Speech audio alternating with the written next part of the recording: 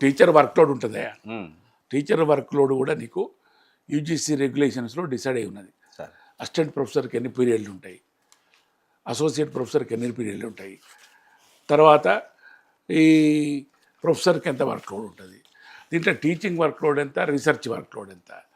ప్రతి ప్రొఫెసర్ కింద రీసెర్చ్ చేయాలని నువ్వు కంపల్సరీ పెట్టినావు కదా, రీసెర్చ్ స్కాలర్స్ ఉంటారు కదా, వాళ్ళకి ఇచ్చే టైం కూడా వర్క్లోడ్ కిందనే లెక్క కదా.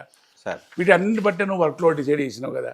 సార్ మరి ఇదంతా ఏందన్నట్టు దీని మీద నువ్వు మాట్లాడుతూ ఇది ఇప్పుడు ఇది కమిషన్ పరిధిలో లేని విషయం కదా, సార్ పూర్తి కమిషన్ పరిధిలో లేని విషయం ఇది. అంటే ఒక రకంగా వీళ్ళు అనవసరమైన విషయాలు పట్టుకొస్తున్నారండి నా ఉద్దేశం. అసలు కమిషన్ పరిధిలో లేని విషయాల మీద కూడా వీళ్ళు అనవసరంగా కామెంట్ చేస్తున్నారు. వాళ్ళు చదువుతున్నారా లేదా, చదివినరా? ఇప్పుడు ఎన్సీఆర్టీకి ఈక్వల్గా ఎస్సీఆర్టీ ఉన్నది. కరికులం డిజైనింగ్ కానీ, కరికులం ప్లానింగ్ కానీ, సిలబస్ కానీ ఇవన్నీ డిసైడ్ చేయడానికి. మరి దాంట్లో రెగ్యులర్గా టీచర్స్కి అయితే ట్రైనింగ్ ఇవ్వాలన్నా, ఇస్తున్నారా? ఎంతమందికి ఇస్తున్నారు ట్రైనింగ్? ఇప్పుడు టీచర్ క్వాలిటీ అంటున్నావు నిజమే. టీచర్ క్వాలిటీ పెంచడానికి ప్రభుత్వం ఏం బాధ్యత తీసుకుంటున్నది? తీసుకున్న బాధ్యత తగ్గితే కమిషన్ దాని పట్ల రికమెండేషన్స్ ఇవ్వాలి కదా.